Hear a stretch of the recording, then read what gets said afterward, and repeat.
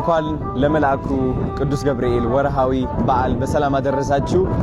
ይህ ቻሌንጅ ብዙዎቻችሁ ስትጠብቁት ነበረ። የዘማሪ ገብረ ዮሐንስ ቻሌንጅ የመኪና የቤት የሹፌር ቻሌንጅ ማለት ነው። እንግዲህ አሁን ዘማሪ ገብረ ዮሐንስ እታች እየጠበቀን ያለው እንደዚህ አይነት አቀባበልም እያደረግንለት እንገኛለን ማለት ነው። በጣም ደስ ብሎኛል። ደስ ነው የሚለው። እህት ያለች ልጅ ያለች በጣም ነው ደስ የሚለው። አሁን እንሂድና እንቀበለው። መጀመሪያ ግን ድባቡ ላሳያችሁ ፈልጋለሁ። ተመልከቱት እንዴት እንደሚያምር አሳያችሁ። ናፍዬ ይዞርክ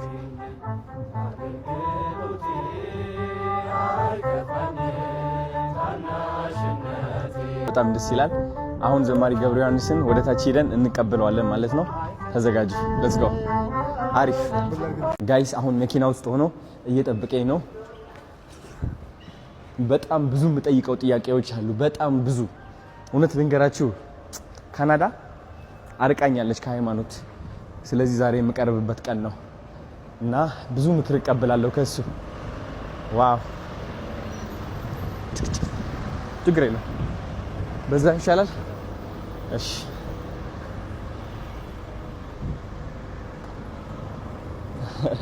የኔም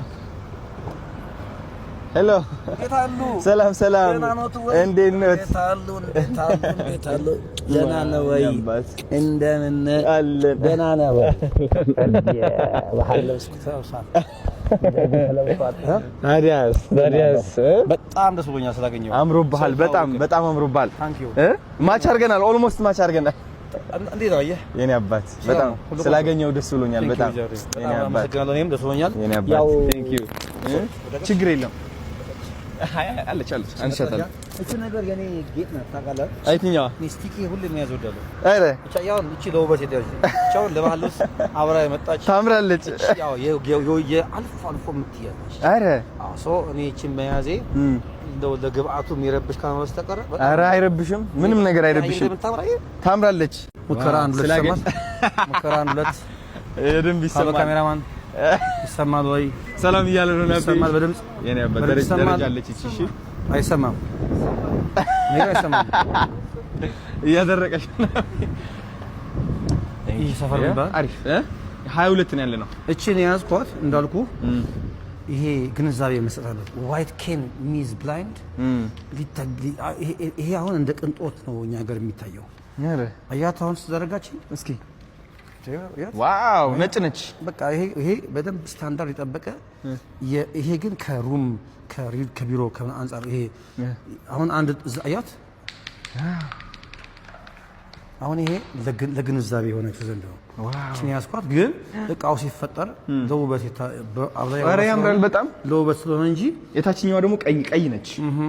ይሄ አሁን ወደ ኤሌቬተር እየገባልኝ ኤሌቬተር እንኳን ቆየ።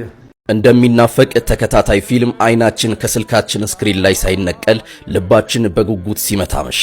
ለዓመታት በዝማሬዎቹ ለነፍሳችን ምግብ ለስጋችን ደስታን ሲግተን የኖረው ዘማሪ ገብረ ዮሐንስ ዛሬ ደግሞ የእርሱን ደስታ ለማየት ሁላችንም በአንድ ልብ ጓጓን።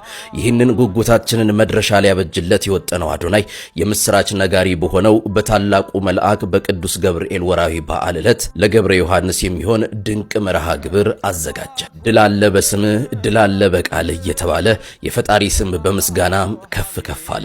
በስተመጨረሻም ያ ሲጠበቅ የነበረው ብስራት ከአዶናይ አንደበት እንዲህ ተሰማ። ለዘማሪ ገብረ ዮሐንስ የመኪናና የሹፌር ቻሌንጅን በይፋ ለማስጀመር ፈቃደኛው ባለሀብት ተገኝቷል። ለዚህ ድንቅ ስራ እግዚአብሔር ይመስገን።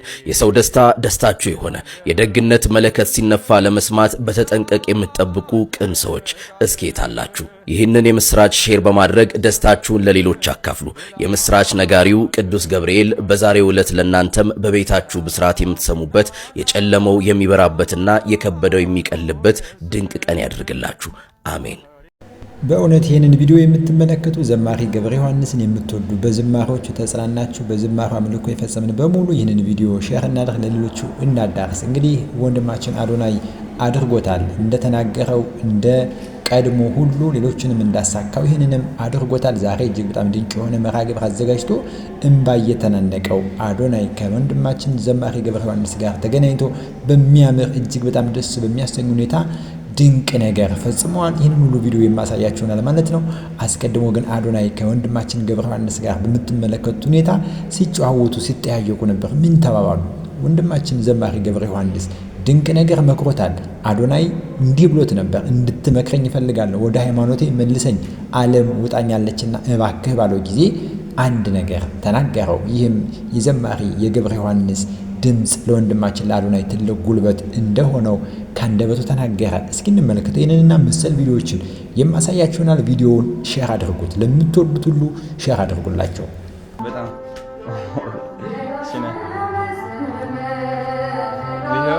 ወይ ጉድ ትንሽ እዚህ አጠር ትላለችና ዝቅ ብለህ ግባ። እዚህ ጋር ደግሞ ደረጃ አለች። አጠር አሪፍ አሪፍ እህት ያለች ልጄም አለች፣ ዘማሪዎች አሉ። ልጅ አለ? አዎ እንግዲህ ማን ስሟ? እህቴ ሄሊና ትባላለች። ልጅስ? ልጄ ደግሞ አክበረት ትባላለች። በእውነት እውነት መቀሌ ነው የተገናኘ። አድርሰሃል? እንደዚህ? አይ ከመቀሌ ነው የተገናኘ ነው። ኦኬ መቀሌ ተገናኘን። የወለድኳት ልጄ አይደለችም ግን ልጄ ነች። ከዛም በላይ ነው እንዴ አባት ዘማሪዎች አሉ። ይበቃናል። ታዲያስ ቁጭ ላር እሺ አባት እዚች ጋር ዞር። እዛ ታንክ ዩ። እሺ ነው ቁጭ በላ። መዝሙር ይለቅስ። እሺ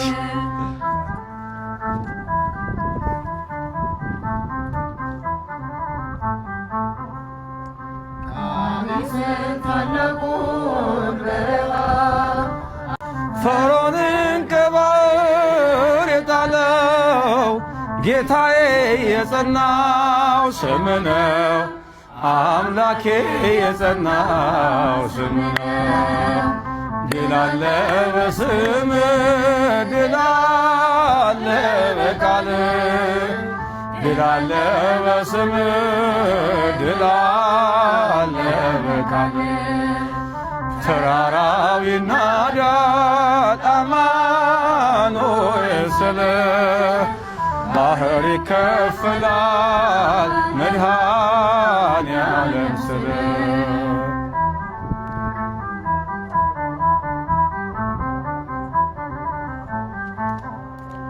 በእልልታ ቢፈርስ ኢያሪኮ፣ ጠላትም ቢወድቅ ተማርኮ፣ ቢሰጠን ለእኛ ከተማው፣ የሆነው ሁሉ ካንተ ነው፣ የሆነው ሁሉ ባንተ ነው።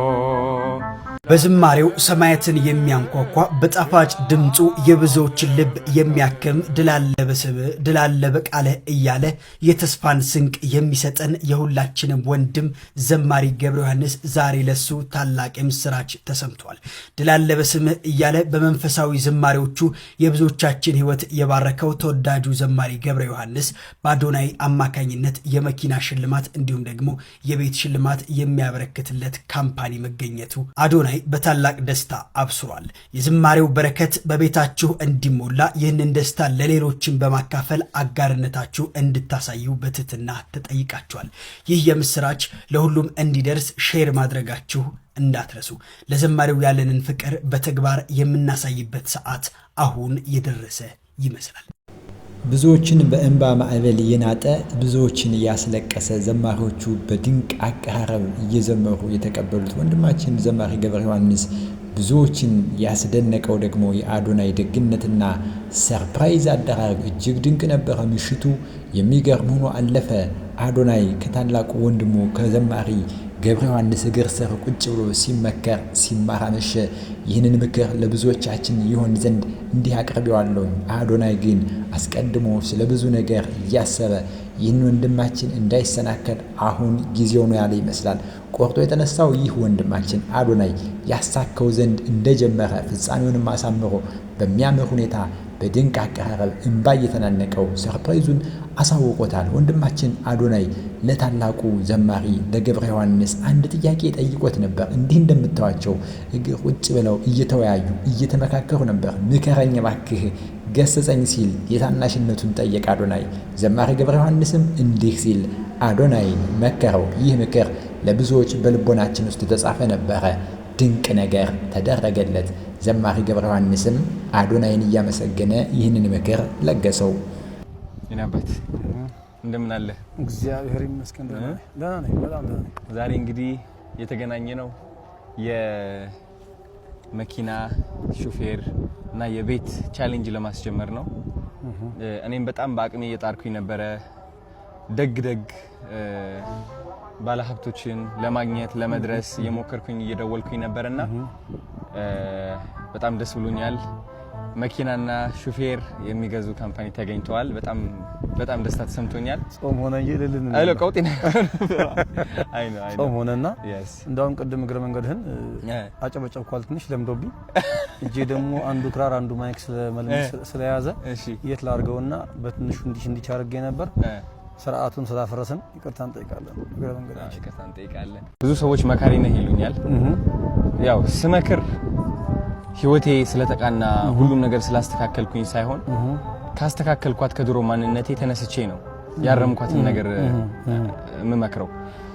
እናም ያንተ ምክሮች ደግሞ በንግግር ብቻ ሳይሆን በመዝሙርም በጣም ብዙ ሰዎች አክመሃል መንፈሳቸው እና በጣም ትልቅ መካሪ ነህ ልልህ ፈልጋለሁ። በኔ መነጽር በብዙ ኢትዮጵያውያን መነጽርም እና አንዲት ጥያቄ ደግሞ በህይወትህ በጣም ከባድ የምትላት ቀን መቼ ነች? ስለዛች ቀን ብትነግረን በጣም ደስ ይለኛል። እውነት ነው ማለዋሽህ አሁን ወዳለሁበት ገብረ ዮሐንስ ወደ መዝሙር ዓለም ለመሻገር የሄድኩባቸው ሁኔታዎች አሉ። አሁን እኔ ወደ ኋላ ተመልሼ አማርኛ ያፍታታው አልነግርህም፣ ታውቀዋለህ። ከ12ኛ ክፍል ሲኤልሲ ውጤት በኋላ የነበረው ህይወት በጣም ከባድ ነበር። እኛ የመንግስት ተማሪዎች ነን እንደምታውቀው የነበር ነው እና በዛን ጊዜ እኛ መንግስት ጋር ስለምንኖር ስንበላም ስንጠጣም ከመንግስት ተመድቦ የሚመጣ ባጀት ነው የምንኖረው። ከዛ በኋላ ያ ነገር ሲቆም ግራቀም ጨለማ ይሆንብሃል እና እኔ ዛን ጊዜ ዋጋ ለመክፈል የሄድኩባቸው መንገዶች ነበሩ።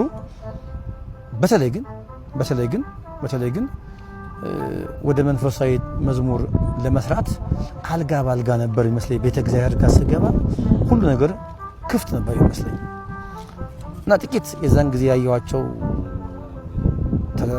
ፈተናዎች አልደብቅህም አሁን የማየውን ገብረ ዮሐንስ አሁን ያለውን ገብረ ዮሐንስ ይመጣል ብዬ አላሰብኩባቸው ቀናት ነበሩ። ይሄ በጣም ማረሳው ቀን ነው። እሱ ቀን 2002 ላይ በተለይ ይሄ ያ አመት ለኔ በጣም ከባድ አመት ነበር።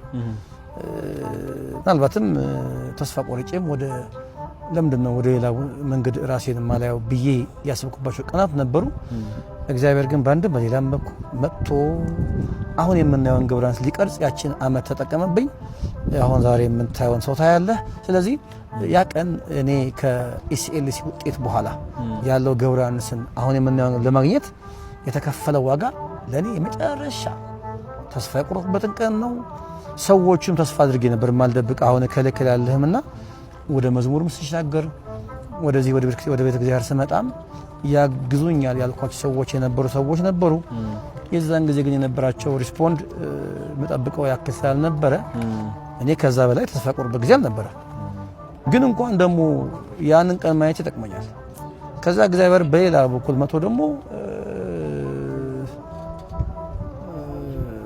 ሰው አስነሳ እና አሁን የምናየውን ገብረ ዮሐንስ ቀስ በቀስ ለማየት ደርሰናል። እና ያቺ 2002 ዓመት በተለይ በጣም ከባድ ዘመን ነበር። ዋው 15 ዓመት ያልኩ ነው። በጣም ብዙ ነገር አልፋል። ከዚህ ሁሉ ጥንካሬ በስተጀርባ ትልቅ ፈተና አለ። እሱን ፈተና ስላለፍክ ነው እዚህ ደረስከው። ዋው እኔ መጠየቅ የምፈልጋቸው ጥያቄዎች አሉ። ምክንያቱም ካናዳ ነበርኩኝ ለ7 ዓመት ሙሉ ውጭ ሀገር። ወደ ካናዳ ስትወጣ ደግሞ የሚያጋጥሙ ነገሮች አሉ። ስፔሻሊ እንደ አንድ ወጣት ወደ ሱስ ትገባለህ፣ ወደ ብቸኝነት ትገባለህ፣ ከቤተሰብህ ትርቃለህ፣ ጭንቀት አለ፣ ብዙ ነገር ያጋጥማልና ህይወት በጣም ትፈትናለች። እንግዲህ እኔ አሁን ባለሁበት ሁኔታ ከሃይማኖቴ ራቅ ብያለሁ እና እንደ አንድ ሁሉም የሚያውቅ ሳይሆን እንደ አንድ እንዳጠፋ ሰው ከሃይማኖቱ እንደራቀ ሰው እና እቺ ዓለም እንዳሸነፈችው ሰው ሆኜ ነው የቀረብኩት። ጥያቄዎችም ልጠይቅህና ምክርህንም ልሰማ እና የበለጠ ወደ መንፈሳዊነቴም ቀረብ እንድል ማለት ነው። እና እንደኔ ያሉ በህይወት በዓለማዊ ህይወት የተሸነፉ ስፔሻሊ ካናዳ በነበርኩበት ጊዜ በሱስ የተሸነፉ የህይወት መንገድ የጠፋባቸው ሰዎች ምን አይነት ምክር ትሰጣለህ? አዶናይ በጣም በዛ አጋጣሚ ስላገኘሁ ደስ ብሎኛል። ስለዚህ በጎነትህም አጋጣሚው ተጠቅሜ ይሄንን በጎ ነገር በልብህ ያስቀመጠ እግዚአብሔር መንፈስ ቅዱስ ስሙ የተመሰገነ ይሁን። ምክንያቱም ይሄን የሚያሳስብ እግዚአብሔር ካልሆነ በስተቀር ካንተ በላይ ብዙ ማድረግ የሚችሉ ሰዎች አሉ። ማለትም ኢቭን አንተ የሄድክበት ያለውን የሚዲያም አቅም ከዛ በላይም ሰዎች ኖሩ ይችላሉ። ነገር ግን በበጎ ስራ ውስጥ ተሳትፈሃልና ደግሞ እንደ አንድ እድለኛ ሰው ደግሞ እኔን በዚህ መልኩ ደግሞ በኔ በኩል እንድትሰራ አንደበት ላይ አእምሮ ላይ ይሄን በጎ ነገር ያስቀመጠ መጀመሪያ ስሙ ይመስገንና እኔ እንግዲህ የምክር ሰው ብዙ አይደለሁም። ያው እንደምታውቀው አንድ ታለንት አለችኝ ወይም አንድ መክሊት አለችኝ። እሷም እግዚአብሔር ያደረገልኝን በዜማ በተወሰነ ነገር አመስግኖ ማለፍ ነውና ከኔ ብዙ ምክር አትጠብቅም። ያው ሰባኪያን መምህራን ሲሆኑ በደንብ አድርገው መጽሐፍ ቅዱስን ጠቅሰው ያስተምሩ ይችላሉ። እኔ ግን እንደው ምናልባት ምክር ሊባል ከቻለ እንግዲህ እግዚአብሔር በአንድም በሌላም ትላንት የነበርክበትን ነገር አስትቶ ወደዚህ በጎ ስራ አምጥቷል። ስለዚህ ከዚህ በኋላ ያንን እያስታወሱ ወደ ኋላ መቆዘም ጥቅም የለውም። ምክንያቱም እግዚአብሔር ከይቅርታ በላይ የትላንት በደላችንን በማያልቀው ምሕረቱ መጠን ካለፈልን ትላንት እያስታወሱ ወደ ኋላ የምንቆዘምበት ነገር አይኖርምና መጀመሪያ ትላንትን ከዚያ ከእስር ሆኖ ከሚያሰቃይ ከነበረው ቅድም ካልካቸው በጎ ያልሆኑ ተግባራት እንኳን በሰላም አውጥቶ ወደዚህ በጎ ነገር አደረሰ። ቀጥሎ ግን ከዚህ በኋላ ላትመለስ በዚህ መልኩ ላትጎዳ አንድ ጊዜ ፈቷል እግዚአብሔር ማለት ነው። ያ ስለሆነም ነው አሁን በሚገርም መንገድ እየታየህ ያለው። ቅድም ብያለሁ ካንተ በእድሜ የበጡ ሰዎች ያረጉትን ነው አንተ ያረክ ያለው። ሚዲያውም ቢሆን ከዚህ በላይ ተደማጭ የሆኑ ሰዎች ላያረጉት ይችላሉ። ስለዚህ ከዚህ በኋላ አንተ ይሄን ነገር እያሰብክ እኔ እውነት በሌላን ጊዜ ስትናገር ሰምቻለሁ በጥቂቱ መሰለኝ ላትመለስ ከዚህ በኋላ ጠላት ላይ ጫወትብህ ሰይጣን ላይ ጫወትብህ ላትመለስ አንድ የፈቶህ አሁን በመናየው አዶናይ ስለገለጠ ከዚህ በኋላ የትላንቱ እያስታወስን ምንቆዝበት ነገር አይኖርም። ነገር ግን እንደ ምክር ደግሞ የቆመ ሰው ሁሉ የቆመ ቢመስለው እንዳይወድቅ ይጠንቀቅ የሚል መጽሐፍ አለ ቃል አለ። ሁሉ ጊዜኛ መቆማችን ስናስብ መውደቅ ሊኖር ስለሚችል አጠንክረን እግሮቻችንን ከመሬት ላይ በመጥበቅ መጽሐፍ ቅዱስን አብዝቶ በማንበብ ጸሎትን በማድረግ የደረገልን ነገር አብዝተን በማሰብ ግን ከዚህ በኋላ ያ ነገር እንዳይከሰት ግን መከላከያ አጥር ይሆን ዘንድ እሱ ነው ማመክረህ። አሁን በመቆምህ ደስ ይል ይገባል። ነገር ግን ደግሞ እኔም አንተም ሁላችንም የቆምን ሲመስለን ድንገት መውደቅ እንዳይኖር ደግሞ ሁሉ ጊዜ በጸሎት በጾምና በተጋድሎ ራሳችንን ማበርታት ግን ይኖርብናል። ስለ ትላንቱ ማንነት ግን ስራ ስለሰራ ላትፈታ ላትታሰር ከዚህ በኋላ የትላንቱን ማንነትን ከዚህ በኋላ ታሪክ ሆኖ እንዲቀር ደግሞ ስለረዳህ አምላካችንን እናመሰግነዋለን። አሁንም ግን መክረች ብቻ ናት። የቆመ ሰው ሁሉ የቆመ እንዳይመስለው መውደቅ ሊኖር ስለሚችል በጾም በጸሎት በተጋድሎ ማንም እንዳልሆንክ ራስህ ምንም እንዳልሆንክ የሚያደርግልህ እግዚአብሔር የሚሰራብህ እግዚአብሔር እንደሆነ ካሰብክ ከዚህ በኋላ ምን ነገር ሊመጣ እንደማይችል ነው ልመክርህ የምችለው። ሌሎችም ሰዎች ይህን የምናወራውን ነገር አስተካክለው ቢሰሙ የሚመከሩ ይመስላል። ቅድም ብያለሁ የምክር ሰው አይደለሁም፣ ብዙም የንግግር ሰው አይደለሁም። የሚቀናኝ ዜማ ስለሆነ ከዚህስ በላይ ምክር ከወዴት ይመጣል? ከዚህስ በላይ ጥበብ እንዴት ያለ ጥበብ ይገኛል? ማንም ሰው እንዳይወድቅ ይጠንቀቅ። የቆመ የሚመስለው ቢኖር እንዳይወድቅ ይጠንቀቅ። በእውነት ድንቅ ቃል ነው ይህ የመጽሐፍ ቅዱስ ኃይለ ቃል። ተንተርሶ ዘማሪ ገብረ ዮሐንስ ይህንን ነገረው ለአዶናይ። በእውነትም ይህ ቃል ለሁላችን ነው። የቆመ የሚመስለው ማንም ሰው እንዳይወድቅ ይጠንቀቅ። ዛሬ የቆምንበት ዝና፣ የያዝነው ሀብት፣ ገንዘብ ወይም ስልጣን ነገ ሸርተት ብሎ ይወድቃል፣ እንሰበራለን። ይህ እንዳይሆን ግን በትጋት በጸሎትና በጾም እንቁም ብሏል ዘማሪ ገብረ ዮሐንስ። ይህንን የቅዱስ ጳውሎስን ቃል ተንተርሶ ለአዶናይ የመከረው ምክር ለሁላችን ነው። ብልህ ከሌላው ይማራል፣ ሞኝ ከራሱ ይማራል እንዲል ለአዶናይ የተነገረ ሁሉ ለእኛም ነውና የቆምን የሚመስለን እንዳንወድቅ ጥንቃቄ አድርገን በተማርነው ትምህርት፣ በያዝነው እውቀት፣ በሰራነው ሥራ ሁሉ እግዚአብሔርን እያመሰገንን ኑር እንጂ በትዕቢትና ቆምን ብለን በመኩራራት እንዳይሆን ይህንን ቃል ለሁላችን ዘማሪ ገብረ ዮሐንስ ተናገረ። የቆመ የሚመስለው ቢኖር እንዳይወድቅ ማንም ቢሆን ይጠንቀቅ። እንዲህ ያለው የጥንቃቄ ምክር እጅግ ድንቅ ነው። እንዲህ ያለው የጥንቃቄ መልእክት ለሁላችንም ተገቢ ነውና ይህንን ያደረገ እግዚአብሔር ስሙ የተመሰገነ ይሁን። አዶናይን ግን አለማመስገን አይቻልም። ስለ አዶናይ ምን ትላላችሁ? በእውነት ይህ ታላቅ ወጣት ይህንን ድንቅ ነገር በልጅ ዕድሜው ፈጽሞታልና አዶናይ እንደ ቆምክ መውደቅህን ያሳየን እንላለን።